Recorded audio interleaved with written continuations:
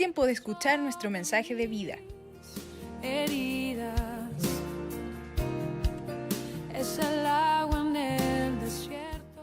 Somos Vida Abundante Chile. El invierno. Me voy a sacar la mascarilla.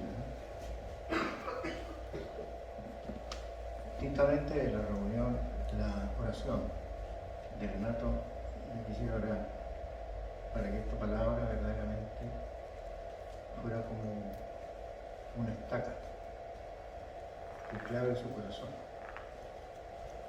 y que en esa estaca la gracia del Espíritu Santo empiece a orar en su vida. Padre, te damos gracias por este tiempo. Purifícame el pensamiento, mi hablar, mi sentir, mi deseo. Señor, que se haga como tú quieres al compartir esta palabra con mis hermanos. En el nombre de Jesús. Amén. Bueno, como ya todos sabemos, estamos ya casi finalizando el estudio del libro de los Hechos. Y es bueno hacer una pequeña rememoranza de lo que verdaderamente es el libro de los Hechos.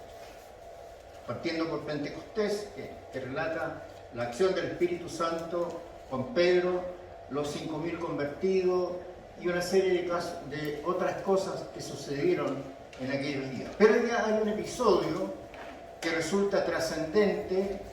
Me tocó, no sé si la fortuna de que yo pueda compartir este tema, y que tiene que ver con la conversión de Pablo, antiguamente llamado Saulo, y cuáles son los efectos o el impacto que produce la conversión de un fariseo. Y entendamos a un fariseo como un religioso, conocedor de la ley, conocedor de la Escritura, pero que llevaba a plenitud en su corazón lo que la enseñanza de los sacerdotes le habían invocado al apóstol, apóstol posteriormente, pero a Saulo. Así que vamos a partir. Dame la primera lámina. Sin duda, el apóstol Pablo es declarado el apóstol de los gentiles. Y también es importante saber quiénes son los gentiles. Todos los que no son de ascendencia o descendencia judía. Por tanto, los que nosotros, por lo menos yo no sé si tengo algún vínculo con algún familiar judío, digamos, pero por último, no hay un espíritu religioso en mí, digamos, y simplemente me declaro un gentil. Y usted es un gentil. Y el apóstol Pablo se le encomendó esta tarea de incorporar a la salvación a todos aquellos que no eran judíos. Y eso es lo que él promueve, desarrolla y trabaja para eso. Pero él trabaja de una manera bien particular. Y vamos a partir leyendo los primeros versículos del capítulo 26. Bueno, dice entonces Agripa, ¿quién es Agripa? Era el rey que venía a juzgar una serie de acusaciones que estaban levantando los judíos en contra de Pablo, ¿no? Y entonces se da este diálogo ahí entre Agripa y Pablo, y dijo a Pablo: ¿se te permite hablar por ti mismo? Pablo entonces, extendiendo la mano, comenzó así su defensa. Vale decir: mira, Pablo, habla por ti mismo, defiéndete tú mismo ante este tribunal. Eso es lo que le está diciendo Agripa. Agripa era el rey, era un importante personaje político del lugar en que estaban juzgando a Pablo. ¿Y por qué se le juzgaba a Pablo? Por todos los acontecimientos que habían ocurrido antes, en donde él había participado de la predicación, de la extensión del reino de Dios, de lo que el Señor Jesús vino a entregarnos como una misión sin vale decir, sin evitar no hacerlo. Fíjate, Dice, me tengo por dichoso, dice, es Pablo, oh rey Agripa, de que haya de defenderme hoy delante de ti de todas las cosas que soy acusado por los judíos. Vale decir, el mismo pueblo de la cual él es miembro, los judíos, este mismo pueblo estaba juzgando a Pablo. Lo condenaban por una serie de acciones. Entonces, él dice, me siento feliz, estoy contento de defenderme de lo que el pueblo judío dice de mí. Entonces, mayormente dice, porque tú conoces, esto es muy interesante, cuando uno va preparando los temas se da cuenta cómo la Escritura habla casi en forma subliminal. Porque cuando él dice aquí, mayormente dice, porque tú conoces, vale decir, le dice a Agripa, tú sabes cómo son los judíos. Tú sabes que piensan de esta manera y actúan de esta manera. Por tanto, es interesante la acción de Pablo porque lo retrotrae a que se figure Agripa cómo los judíos actuaban de manera muy legalista, y aquel que no pensaba como ellos, entonces era motivo de persecución o de acusación, que es el caso de Pablo. En este caso se le está acusando a Pablo. Después dice, tú conoces todas las costumbres y cuestiones que hay entre los judíos, por lo cual te ruego. Yo encontré que Pablo aquí fue un hombre bien audaz, porque le dice, oye, escúchame con paciencia, no me interrumpas. Ustedes, no sé si alguna vez han acudido a algún tribunal de justicia o han visto en el cine alguna película donde el juez es absoluto. Nadie puede decir nada ni moverse del lugar donde está si es que el juez no dice algo. Él autoriza cualquier acción desde el estrado. Entonces Pablo le dice,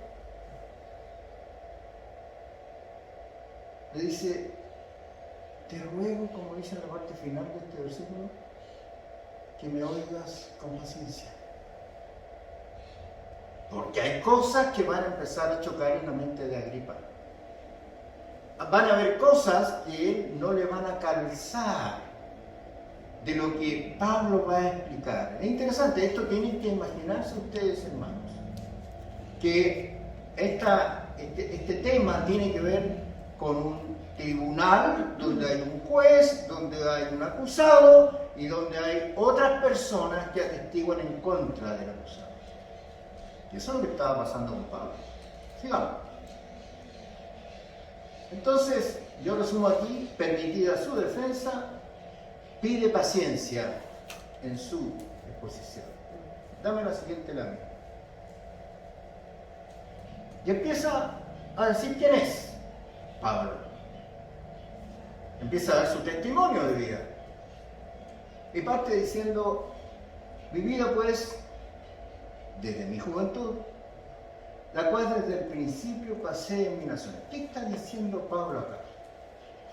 Pablo está diciendo, mira, desde joven yo fui un fiel seguidor, no seguidor, sino un fiel miembro de esta secta llamada de los fariseos. Desde joven, desde niño. Entonces él fue, por ahí se comentó en alguna de las predicas, que este Pablo fue formado por Gamaliel, que era un sacerdote de muy alto nivel, que enseñó a Pablo todos los temas vinculados a la historia, para el conocimiento de nosotros, del Nuevo Testamento, vale decir, de la ley de los judíos, que son 5 libros, el Pentateuco. Ahí los judíos se adoctrinaban en lo que decía la Escritura. Y los jóvenes de aquellos días eran formados de tal manera que tuviesen la capacidad de comprender exactamente todo lo que se había escrito en esos libros. Y él hace referencia a eso. Dice, desde mi juventud la cual desde el principio pasé en mi nación. Nunca salió aparentemente de ahí, de Jerusalén. La conocen todos los judíos, vale decir, la historia de Pablo era conocida en dos ámbitos, y esto es lo que quiero separar. El ámbito primero en que él adquiere el conocimiento de las cosas, de la ley, de la escritura, y la conversión posterior, desde que él recibe ese impacto cuando va rumbo a Damasco. Pero él tiene toda una historia previa, ¿no, verdad?, respecto de cómo él actuaba cuando él era miembro de esta organización y estaba en una clara persecución de los que se levantaban con un nuevo movimiento que le llamaban en aquellos días los del camino, que eran los seguidores de Jesús. Y Jesús y Pablo claramente se convierte en un seguidor de Jesús, ¿no?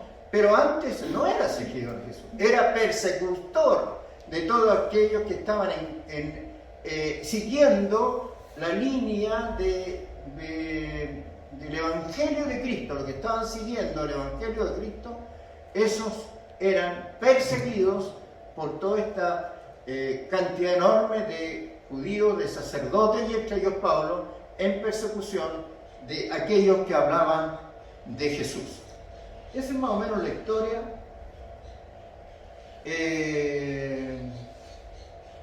Ves que en la parte final del 5 dice, si quieren testificarlo conforme a la más rigurosa secta de nuestra religión, la más exigente de las religiones, llamada secta, era de los fariseos. Y Pablo era miembro de esa secta fariseica. Y estos fariseos estimaban que quien hablara de Jesús era motivo de persecución. ¿Comprenderá usted entonces que declarar que usted es seguidor de Jesús tenía implicancias que llegaban incluso hasta la muerte? Entonces, declarar la fe en Cristo en aquellos días era cosa perseguida, que no es el caso de hoy.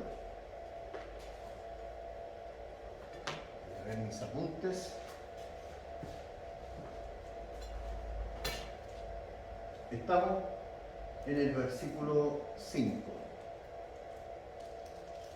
En el versículo 6 dice: por la promesa que hizo Dios a nuestros padres, soy llamado a juicio. Aquí hay como una especie de contrapunto, porque cuando Pablo dice esto, dice: por haber seguido yo lo que mis padres me enseñaron, hoy día soy perseguido. Eso es lo que está diciendo Pablo.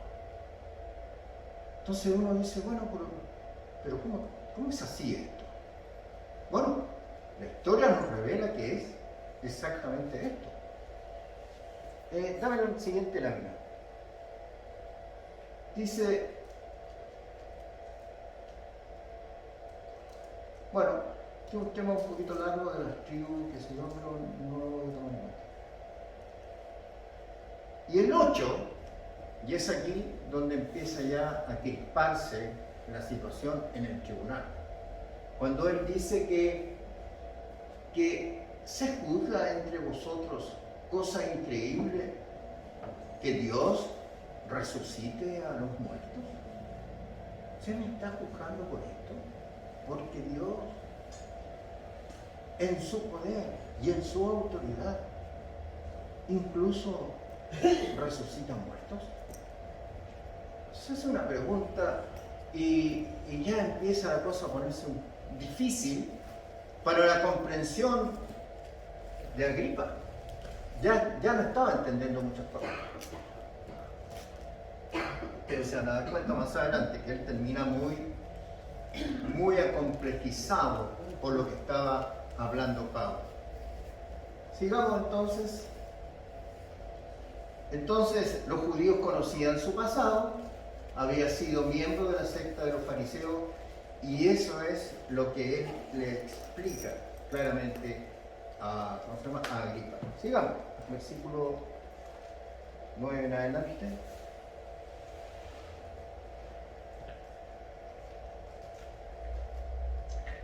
Aquí hay algo que me provocó a mí un impacto. Cuando él dice, yo ciertamente había creído mi deber hacer muchas cosas contra el nombre de Jesús de Nazaret. Yo aquí en mi apunte puse, estaba honestamente equivocado Pablo. Porque él cuando iba en contra de los que hablaban de Jesús de Nazaret, él lo hacía con genuina autenticidad. Él los perseguía porque creían que iba a ser un obstáculo para que la religión de él se expandiera por el resto de las ciudades. Entonces, aquí está el contrapunto, porque él estaba actuando honestamente de acuerdo a la conducta fariseica. Eso es lo que nos está explicando.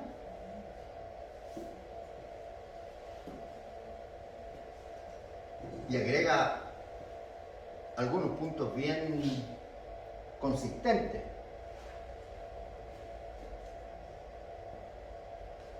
El punto número 10 dice, el versículo 10, lo cual también hice en Jerusalén. Miren lo que dice ahí a continuación. Está leyendo, ¿verdad? Dice, yo encerré en cárceles a muchos de los santos. Pablo persiguió a los cristianos de aquellos días. No solamente los persiguió, sino que buscó las fórmulas de encerrarlos. Y no solamente la fórmula de encerrarlos, encarcelarlos, sino que además llegar hasta matarlos.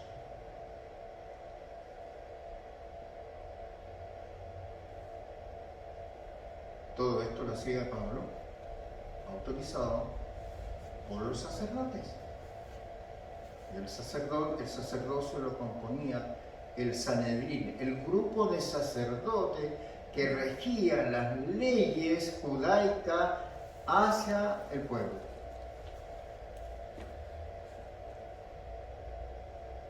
La parte final del capítulo 10, del versículo 10,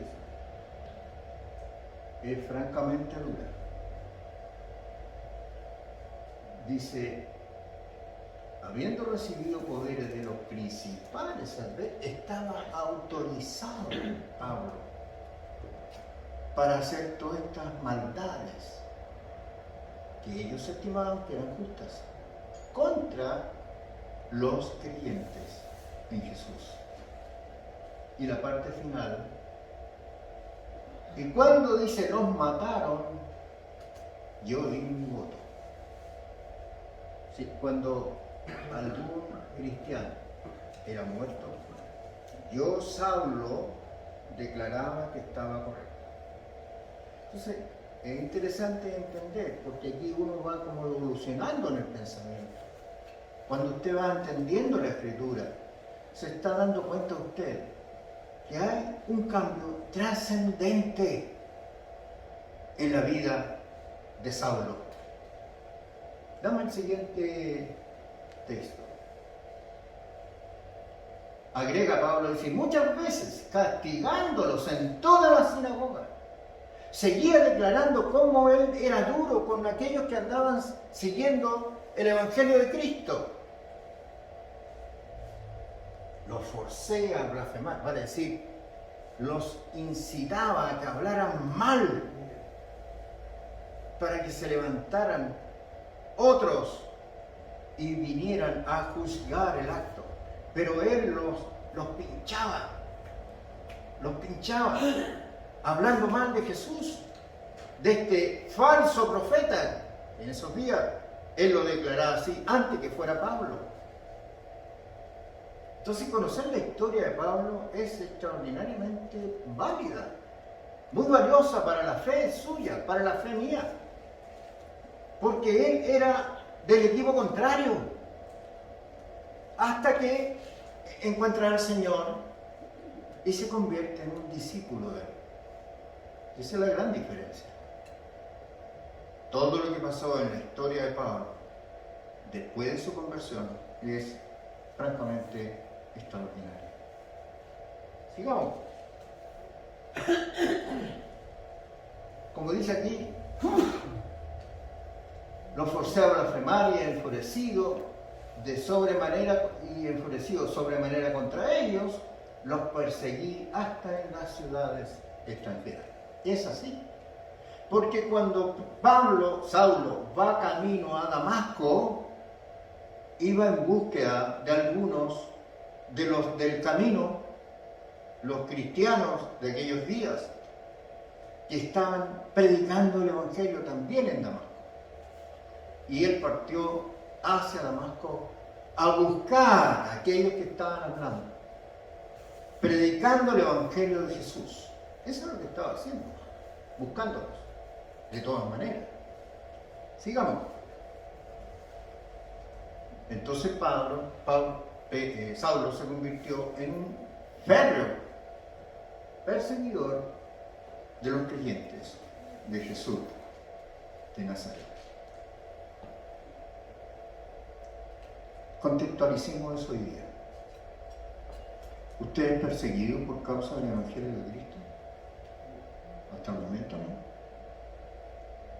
Usted puede levantarse en fe y en convicciones y creer que Jesucristo es el Hijo de Dios y usted pide perdón a Él y Él le perdona sus pecados.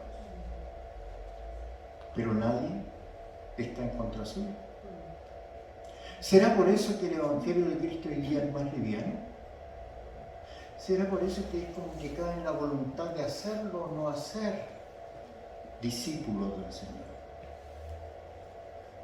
¿Será que no somos perseguidos? ¿Que nos hacen tener un Evangelio feble? ¿Que de repente estamos comprometidos con la obra de Dios y de repente no? No hay constancia. No hay permanencia.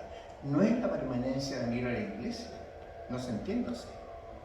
Es la permanencia de tener usted un vínculo estrecho de formación con el Señor Jesús. En aquellos días no era así. Era perseguido. Jesús fue acusado por lo mismo, por venir a predicar un evangelio descontextualizado para la religión de aquellos días. Dame otra lámina. Y aquí viene una parte maravillosa en este episodio, en esta parte, y yo la declaro extraordinariamente relevante. ¿Qué dice el versículo 2? Dice, ocupado en esto, dice, iba yo a Damasco con poder, ¿sí? Iba con autorización, iba con la orden del juez a buscar a aquellos que estaban hablando de Jesús de Nazaret. En lo práctico de hoy, cuando un juez determina la búsqueda de un ¿cómo se llama yo? Un acusado, hay un nombre que no me puedo acordar en este minuto, imputado. Cuando hay un imputado que está involucrado en un juicio, el juez determina una orden de arresto y la policía los va a buscar, donde quiera esté y en el lugar que se encuentre y de la manera que se encuentre en el lugar que sea. Bueno, él iba con esta autoridad a buscar a aquellos que estaban predicando el Evangelio de Cristo. Y si uno se enfrentaba a ellos, él decía, no, señores, vengo con autorización de los sacerdotes. Aquí tengo los poderes. Así que usted no se resista a mi arresto. ¿Y sabe lo que hacía Pablo? Los tomaba, los apresaba y los llevaba a la ciudad donde iban a ser juzgados. Entonces, ¿qué es lo que hacía Pablo? era un persecutor de los cristianos. Los perseguía como diera lugar. Es importante conocer esta historia. Cada uno de nosotros debe conocerla. Porque esa es la realidad de los primeros cristianos de esos años. No lo pasaron bien. Y él ahora cuenta su relato. Dice, entre paréntesis les quiero comentar que 3 veces en el libro de los Hechos se cuenta la experiencia, o Pablo cuenta la experiencia de lo que pasó en Damasco. Ciudad que hoy día existe. Damasco existe y está en Persia, en Turquía, todavía está esa ciudad. Algo de simbolismo tiene quizás conocer esa ciudad, ¿no? Cuando a mediodía dice, oh rey, no se olviden que él está sentado en el estrado de los juzgados y el rey está ahí escuchando todas las declaraciones de Saulo. Yendo por el camino y vi una luz del cielo, dice, que sobrepasaba el resplandor del sol. ¿Alguien conoce una luz más intensa, más poderosa que la luz del sol? Yo el miércoles en la reunión en grupo en casa compartía con los hermanos un texto en Apocalipsis, que lo quiero leer de nuevo, para hacer mención a la luz que sobrepasa las cosas que estamos acostumbrados a ver. Esta luz es potente, pero imagínense la luz de Cristo.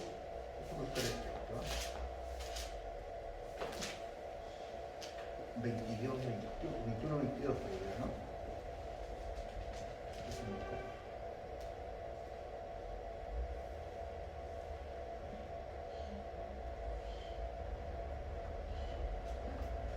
Leo el texto. Esto lo quiero insertar acá para que ustedes vean cuál es la diferencia de la luz, la terrenal con la celestial. Es poderosísima. Dice, y no vi en ella templos. No voy a referirme a esto porque es un tema distinto. Porque el Señor Dios Todopoderoso es el templo de ella y Él es el Cordero. Y continúa. La ciudad no tiene necesidad de sol ni de luna que brillen en ella, porque la gloria de Dios la ilumina y el Cordero es su lumbrera. Aquí lo que pasó con Saulo, fue que vino la lumbrera de Cristo sobre su vida, que es más poderosa que el sol.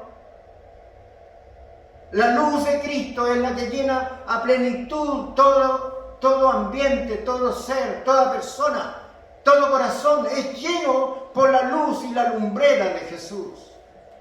Entonces lo que está diciendo Saulo a Agripa es decirle, esta es la luz que está por sobre el sol. La luz de Cristo está por sobre tu luz, sobre la luz de la humanidad. Él es la lumbrera permanente. Él es el que pone el bien sobre tu corazón.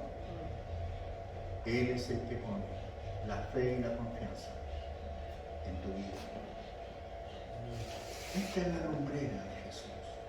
Y Pablo explica en palabras mortales a Agripa que es una luz destellante superior a la luz del sol.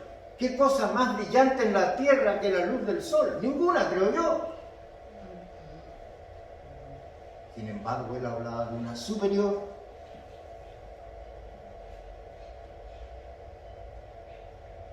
Sí.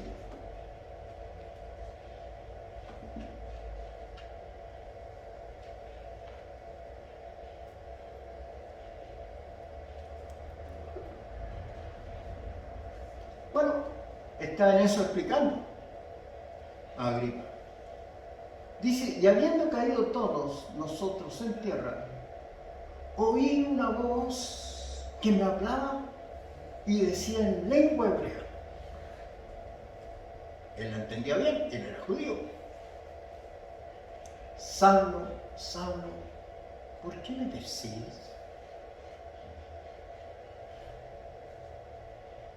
Y agrega un pensamiento, Dios, para él.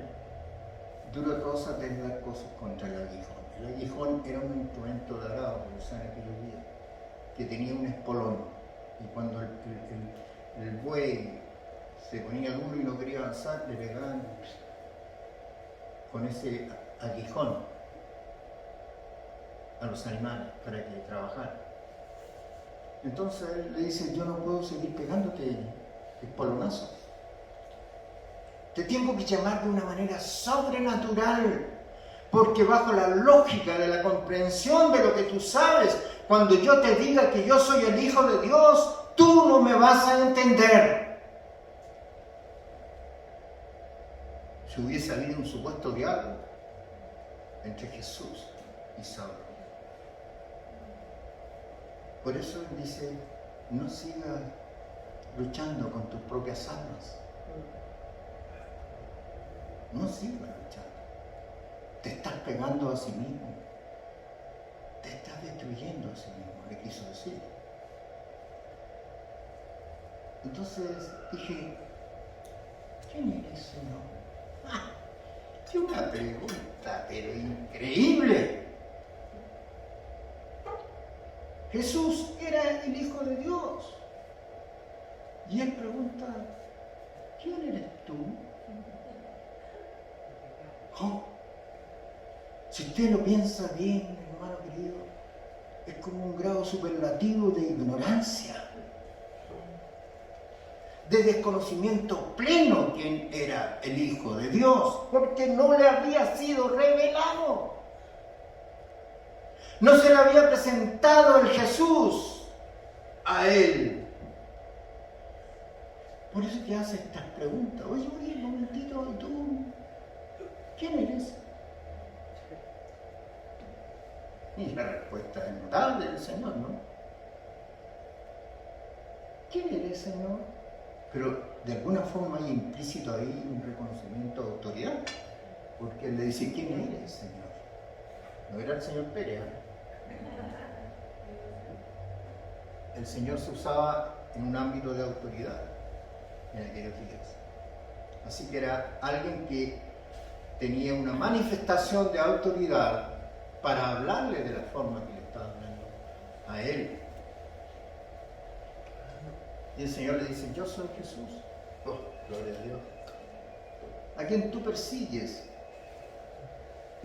Pero, levántate. Porque más adelante leíamos que cayó al suelo, ¿se acuerdan? Junto con otros más. Levántate y ponte sobre tus pies. Y aquí quiero exaltar esto, el 16, que yo lo tengo anotado como una observación. Dice, porque para esto he aparecido a ti. Se le revela el Jesús a este Saulo. Se le revela Jesús. La pregunta es,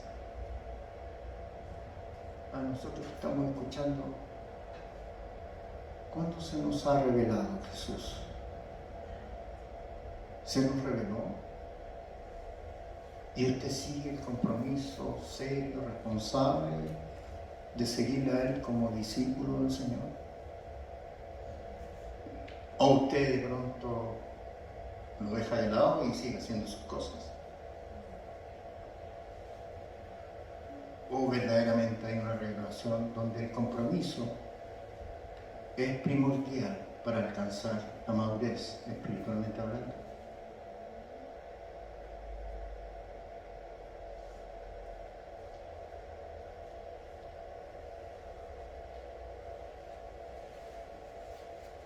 continúa, dice, para ponerte, mira lo que dice aquí. Aquí quiero explayarme un poquito más. ¿Quién me puede, en voluntad, es decir, quién es un ministro?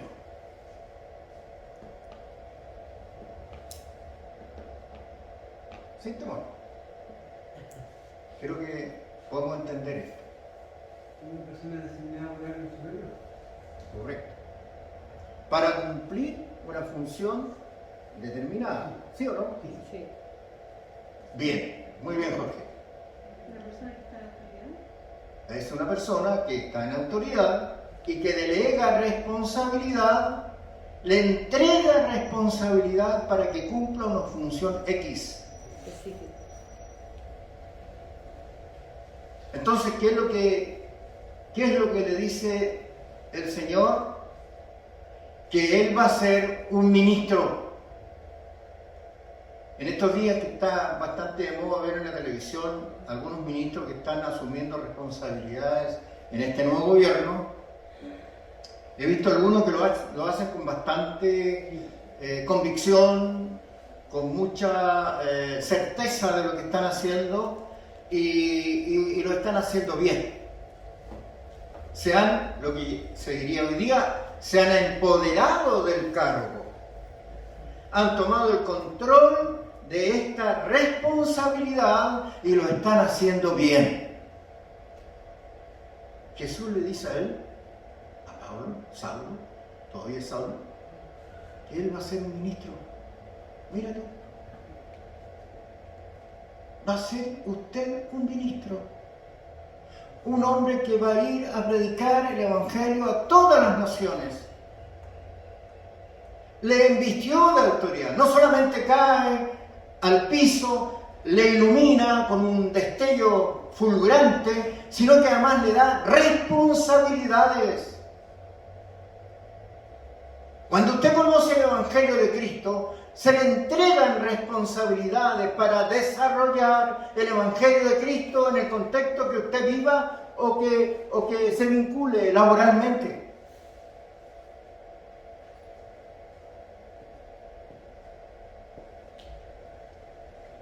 Pero muchos de nosotros no hacemos lo que se nos encomienda. Y lo hacemos a media. Si fuera ese el caso de un ministro, seguramente sería destituido. Si usted hace mal la pega de ministro, amigo, se va para la casa. No sirve. Por tanto, la responsabilidad de un ministerio tiene alta efectividad en el resultado de la gestión que usted haga. A Pablo, a Saulo, todavía Saulo, se le estaba dando instrucciones de lo que tenía que hacer.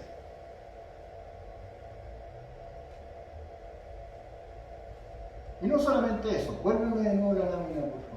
Ah, no, perdón, está ahí.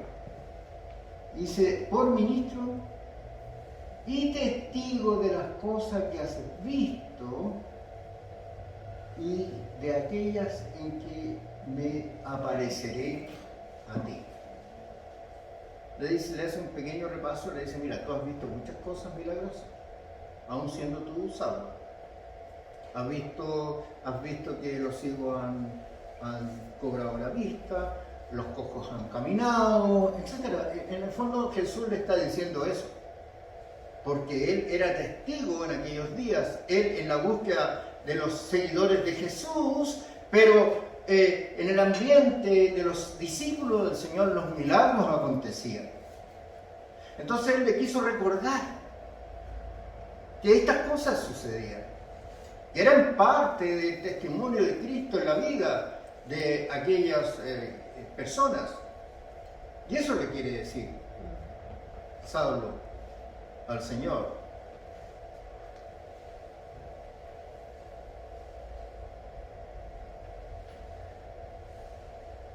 Vuelve de nuevo al 16, por favor. Y de aquellos en que me apareceré a ti. Vale decir, no solamente vi las cosas que ocurrieron antes de mi impacto, sino que también el Señor le dijo, y hay cosas que tú verás más adelante que serán dadas por mí. ¿Cuántas cosas extraordinarias hizo Pablo después de la conversión? Porque fue un hombre obediente, un hombre que no perdió el tiempo, un hombre que entregó su vida a plenitud. Es un hombre que no descansaba predicando el Evangelio de Cristo. Era un hombre consecuente con el mandato que Dios le dio. Hermano, la vida en Cristo no es parecer el día cristiano, día domingo, y el lunes no lo soy. Y de lunes a viernes vivo mi vida, pero sábado y domingo me pongo más santo, y el domingo particularmente vengo a la iglesia. Esa no es la forma de vivir la vida en Cristo. Usted tiene que ser consecuente con la vida que lleva. Y eso es lo que Jesús le está diciendo a Pablo, a Saulo, antes de que comience su trabajo. Después de este fenómeno, él quedó ciego por 3 días, no se olvide. Hasta que fue a donde otro discípulo del Señor, llamado Nehemías, y él oró por él y ministró la acción del Espíritu Santo. Y se caen, dice la Escritura, como escamas del corazón, de los ojos. Ahora sí. Librándome de tu pueblo y de los gentiles a quienes ahora te envío. Para que abras, esto es muy interesante, creo que tengo un apuntito aquí respecto de eso. Estamos en el versículo 17. El 17, quiero hacer un comentario, librándote de tu pueblo y los gentiles a donde te envío. Vale decir, le pidió un trabajo distinto, porque declara aquí el texto de la Escritura que va a liberarlo del pueblo que lo persigue, vale decir, de su propio pueblo judío. Y lo va a salvar de muchas instancias porque claramente, finalmente, Pablo llega a Roma para ser juzgado en Roma. Este es un juicio previo que se está dando en esta ciudad. Pero él termina ya, en Roma. Pero él le dice que lo va a liberar del pueblo que lo está persiguiendo. Eso es lo que le dice el Señor. De los judíos mismos. Sus propios compatriotas iban detrás de Saulo, de Pablo en aquellos días. Sigamos. Mira qué interesante, hermano. Si usted puede leer, hagámoslo así.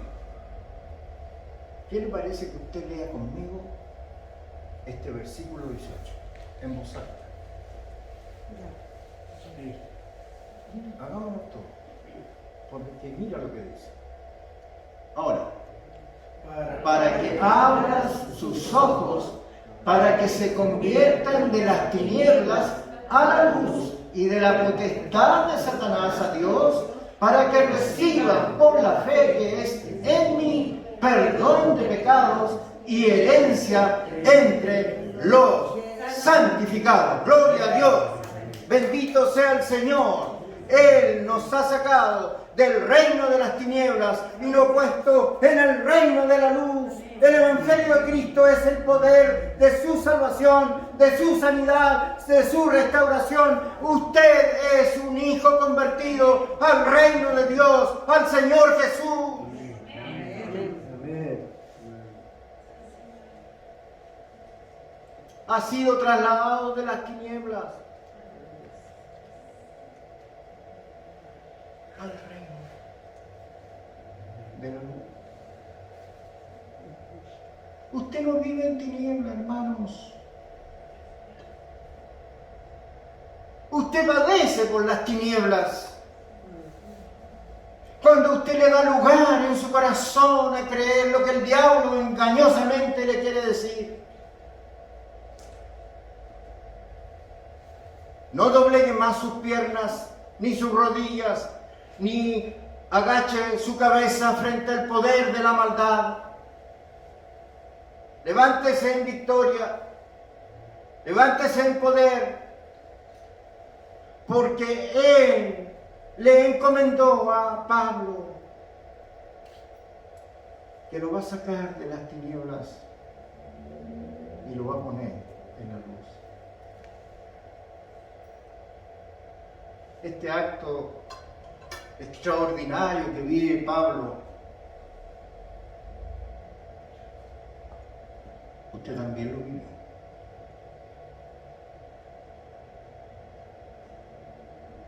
¿Alguna vez usted estaba en tinieblas? Sí. ¿Usted no tenía luz? El diablo lo acosaba con dolores, con enfermedades, con traumas, con persecuciones, con sentirse infeliz, pobrecito de mí. No tengo nada que hacer con mi vida. Mi solución más práctica es salir de este mundo por la vía más indeseable, que es suicidio. ¿Cuántos de los que están acá a lo mejor pensaron en suicidarse algún día?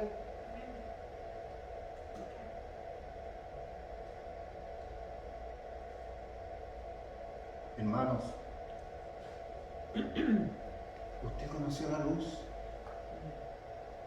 y el que conoció la luz del Evangelio no puede resistir vivir en las tinieblas. No tiene fuerza, no tiene poder. No tiene defensas, porque el diablo consume la fe de su corazón y le urde planes así como no, esta es la solución, porque nosotros somos fenómenos para pensar cómo resolver los problemas con nuestra mente. Pero cuando deposita la fe en el Señor para que Él venga sobre usted y le dé aliento, fe y esperanza, y restituya la confianza en Él, el diablo quiere que usted viva en tinieblas. Ese es su reino. Resista al diablo en el nombre de Jesús. Amén. Resístalo. Declare: no quiero más tu presencia en mi vida. Esa tarea se la encomendó el Señor a Pablo, que predicara el Evangelio para que sacara muchos de las tinieblas y los pusiera en el reino de la luz. Y vaya que lo hizo. Y vaya que lo hizo.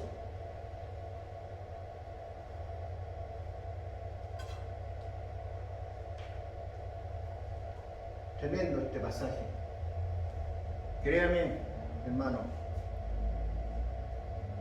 que este texto, el versículo 18, produjo un tremendo impacto cuando volví a leerlo, porque pude dimensionar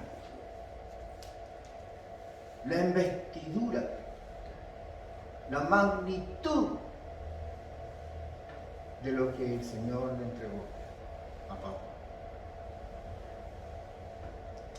Sigamos.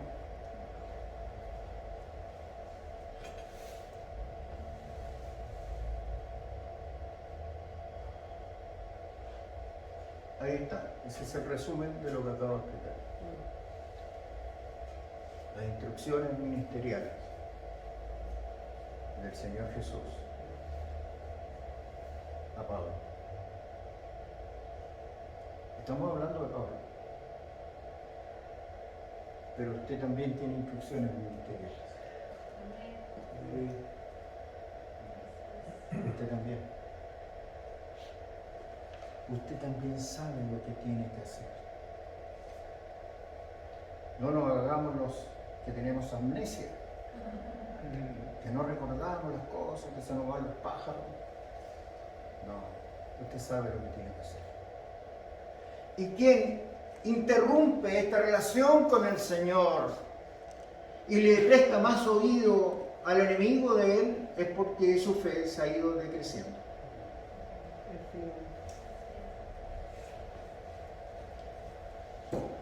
Y cuando la fe decrece, queda el campo abierto para que el diablo venga a hacer lo que quiera con nosotros. Rebélese no con el Señor, rebélese contra el diablo. Rebélese contra Satanás. Dígale, no te acepto porque tú no eres lo que yo deseo en mi corazón. Renuncie a las debilidades, a las flaquezas, a las torpezas, porque de pronto cometemos tantas torpezas y nos creemos los campeones del mundo.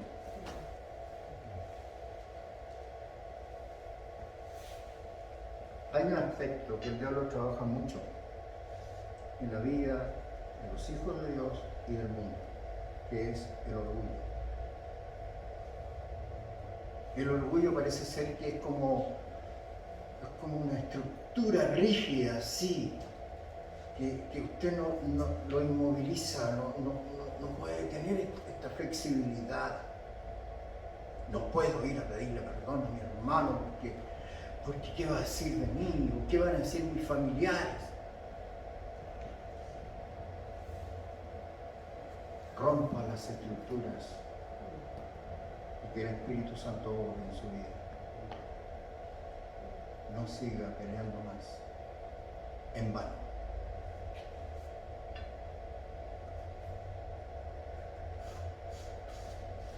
Sigamos.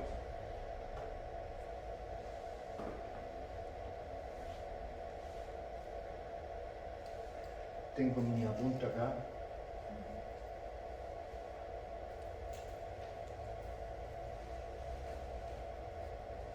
Que las tinieblas te inmovilizan. No puedes caminar. Necesitas ayuda para avanzar en la vida. Quiero hacer otro ejercicio. Permítame este abuso de ustedes. Quiero que por unos 30 segundos,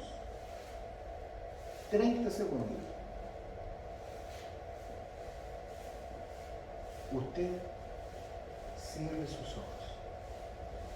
Cuando yo le diga, abra usted.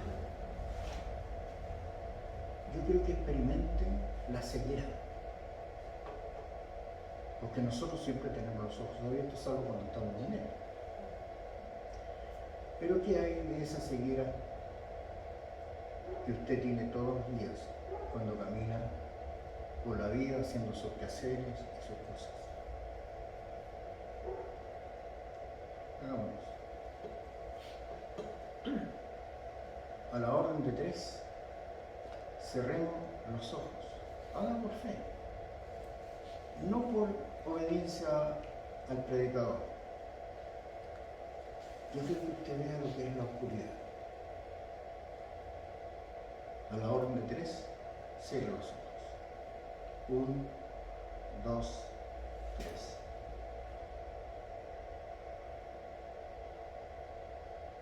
¿Ve algo usted ahí con los ojos cerrados? ¿Se puede imaginar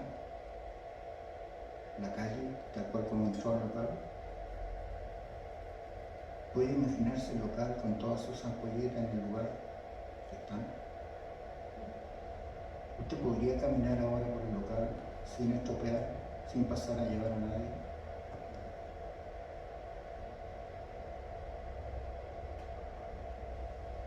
Usted podría sentarse, si se para de esa silla, se da un giro en torno a la silla. ¿Se podría sentar en la silla o se caería al suelo? Abran los ojos. ¿Qué le parece la tiniebla?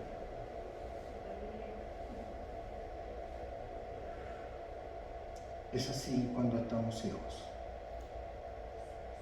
cuando no vemos el Evangelio de Cristo en nuestras vidas.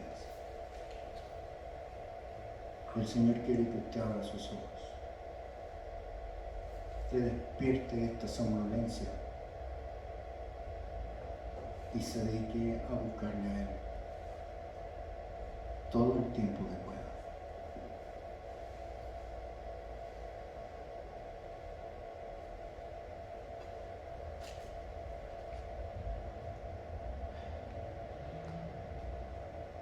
Sigamos.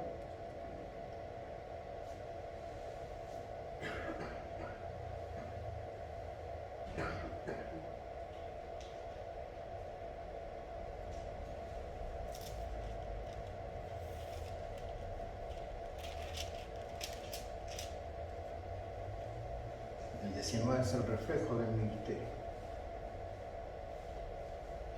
¿Qué dice? Dice que anuncié primeramente a los que están en Damasco, en Jerusalén y por toda la tierra de Judea y a los gentiles que se arrepintiesen y se convirtiesen a Dios, haciendo obras de arrepentimiento. Los lleva a un acto de cambio. Este tema que comparto con ustedes no solamente es para hablar del capítulo 26, sino que lo que está en medio del capítulo 26.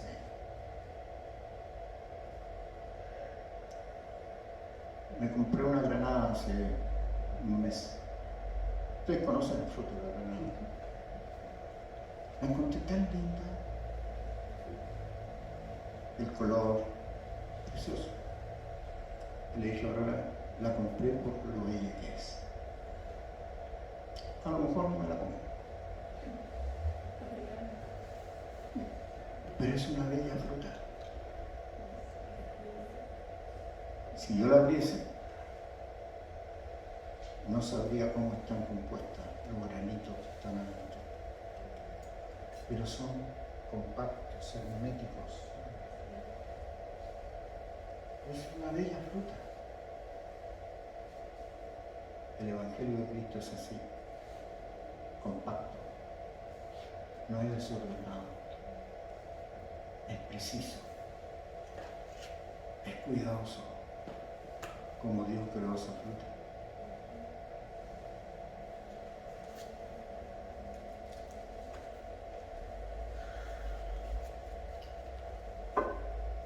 Estamos terminando ya.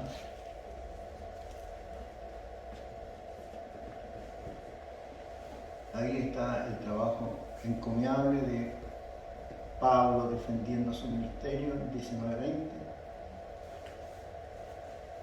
Y dice, por causa de esto los judíos, prendiéndome en el templo, intentaron matarme. No es fácil ser discípulo del Señor.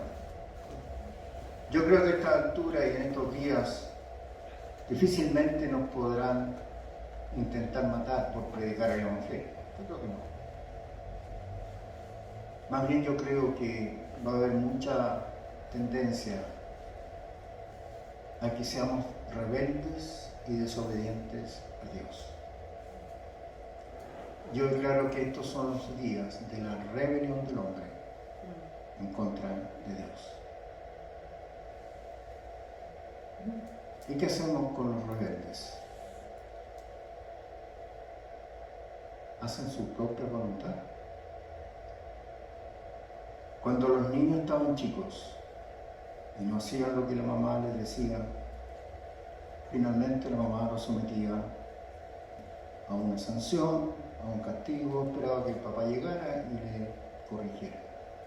Hoy día eso no ocurre. La Lupita trabaja en un colegio como inspectora y es dura la tarea de la rebelión. Hermanos, eso es parte del trabajo del diablo en el corazón suyo y en el mío. Ser rebelde. No hacer lo que Dios dice que haga, sino lo que yo quiero hacer. Eso voy a hacer.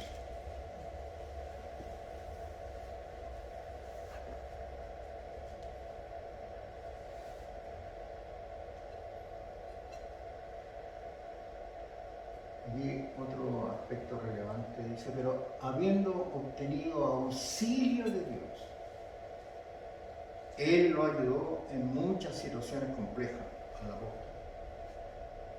Perseveró hasta el día de hoy, dando testimonio a pequeños y grandes, no diciendo nada fuera de las cosas que los profetas y Moisés dijeron que había de suceder. Fue un hombre consecuente. Decía lo que el Señor le tenía encargado hacer. ¿Cómo ministro? Hacer lo mejor.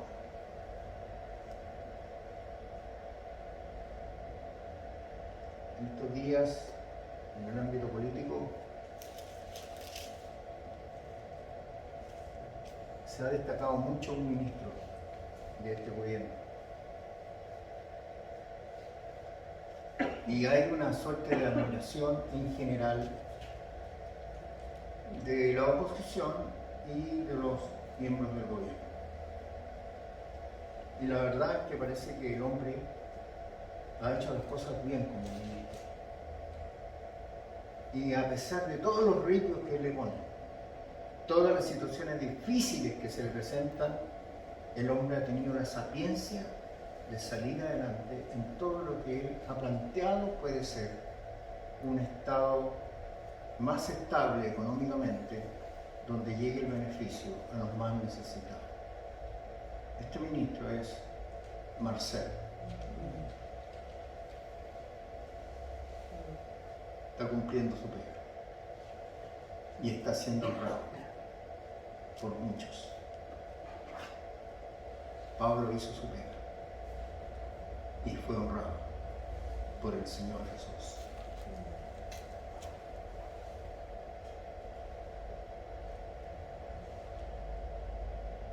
Finalmente, el 23 dice que el Cristo había de padecer y ser el primero de la resurrección de los muertos para anunciar la luz al pueblo y a los gentiles.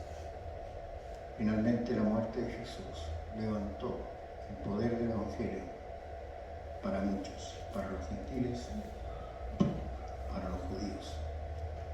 Estoy terminando, hermanos, para recordar un par de instrucciones. Eso es lo que yo vi. Si gusta, a muchos personajes de la Escritura me llamó la atención esto, porque el Señor siempre instruye respecto de lo que se debe hacer. Vamos con el primero.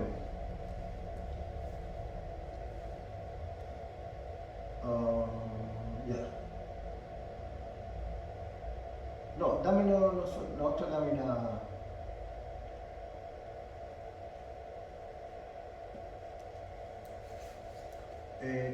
La anterior. Pablo no perdía el tiempo.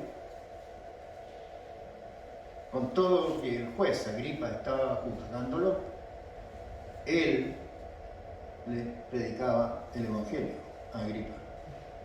Es como un imputado le empiece a decir al juez: oiga, profesor, usted es juez, sí, ya, pero yo conozco un juez que es más justo que usted, y este se llama Jesús. Empiece a confiar en él le dará la gracia, la sabiduría. Él empezó a predicar el Evangelio a Agripa, audazmente. Tremendo este Pablo, ¿no? No perdía la ocasión. En el lugar que estuviera, él iba a compartir la palabra. Termino para leer a los personajes que Dios le dio instrucciones. No voy a saltar. La Escritura nos muestra lo siguiente. Importantes instrucciones dadas a quienes deben continuar la obra. Tú y yo. Y capté algunos personajes de la Escritura que me llamaron la atención, cómo fueron llamados y cómo fueron instruidos. Dame. El caso de David a Salomón. Ustedes saben que fue el rey David, ¿no es cierto? Y en el tiempo de la muerte del rey David, su hijo Salomón iba a continuar la obra de David. Pero mira lo que le dice. Me llamó tanto la atención esto, porque él ya no iba a estar. Estaba viejo, se iba a morir. Y le dice: Llegaron los días en que David había de morir y ordenó a Salomón su hijo diciendo: yo sigo el camino de todos en la tierra, vale decir, me voy a morir. Eso es lo que le quiso decir. En la tierra, todos los que nacen en la tierra algún día se van a morir. Eso es lo que le está diciendo David a su hijo Salomón. Le dice: yo sigo el camino de toda la tierra, esfuérzate y sé hombre. Ser hombre. Hermanos, ¿por qué cree usted que Dios creó dos seres solamente? Hombre y mujer. A cada uno le dio su rol. La mujer cumple un rol maravilloso de ser el compañero del hombre y poder procrear los hijos de los matrimonios. Pero a los hombres le dio la responsabilidad de la cobertura, del cuidado, de la protección, de la educación, de la formación de su familia, para que su familia no se desbande. Entonces él le dice: esfuérzate y sé hombre. Mira, guarda los preceptos de Jehová tu Dios, andando en sus caminos y observando sus estatutos y mandamientos, sus decretos y sus testimonios, de la manera que está escrito en la ley de Moisés, para que prospere en todo lo que hagas y en todo aquello que emprendas. Qué tremenda palabra y desafiante palabra para Salomón de parte de su padre. Reciba usted también esta palabra para usted, no solamente para Salomón. Sí. Me gustó esto. Me gustó esta palabra. Dice: todo lo que hagas y en todo aquello que emprendas, hazlo todo en el nombre del Señor Jesús. Todo. Otro personaje.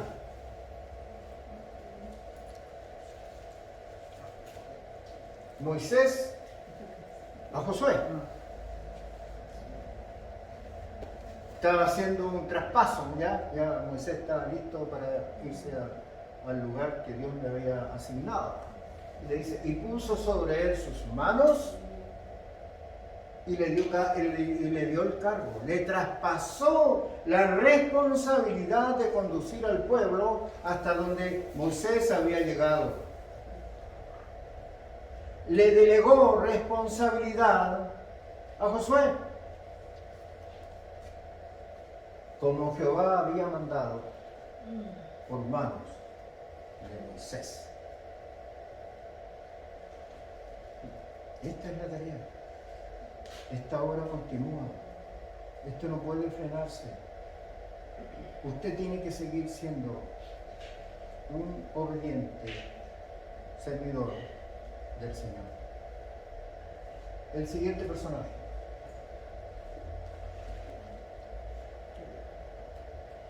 Josafat a los líderes de Judá y les mandó diciendo: procederéis a sí mismo con temor de Jehová, con verdad y con corazón íntegro, que no doblegaran sus fuerzas, que supieran tener la victoria final.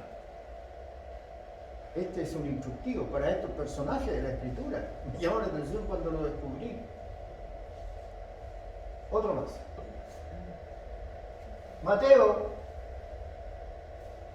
19:5, Cristo a sus discípulos, ¿qué dice? Y dijo: por esto el hombre dejará padre y madre y se unirá a su mujer, y los dos serán una. Los dos, una sola.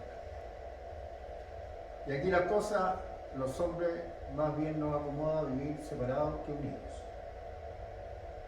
Pero hay un instructivo.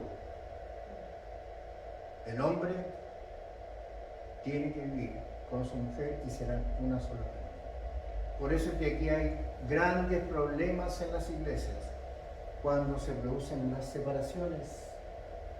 Es un tema súper complejo e espinudo. Difícil. Sigamos, estoy terminando, hermano, ya. Pablo a los ancianos de Éfeso. Instrucción de Pablo a los ancianos.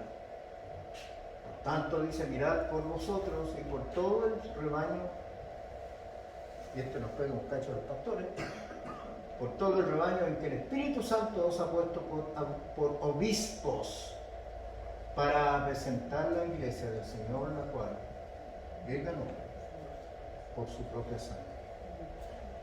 Los hombres que se paran o están frente a la responsabilidad de la conducción de una iglesia tienen que ser consecuentes. No solamente con lo que predican, sino que con lo que practican. No es fácil pararse para predicar el Evangelio de Cristo. No porque usted no sepa cómo hablar, sino por la ética, la moral, los principios que uno debe sostener para ser un buen ministro del Señor. Creo que me queda la última. Pablo a Timoteo tiene 3 recomendaciones. Ahí se achicó la letra, leo poco. Dice: te encarezco delante de Dios y del Señor Jesucristo y de sus ángeles escogidos que guardas estas cosas sin prejuicios, no haciendo nada con parcialidad. Sí, sé honesto, sé sincero, no haga las cosas con doble interés. Después dice: te mando delante de Dios, que da vida a todas las cosas, y de Jesucristo, que dio testimonio de la buena condición delante de Poncio Pilato.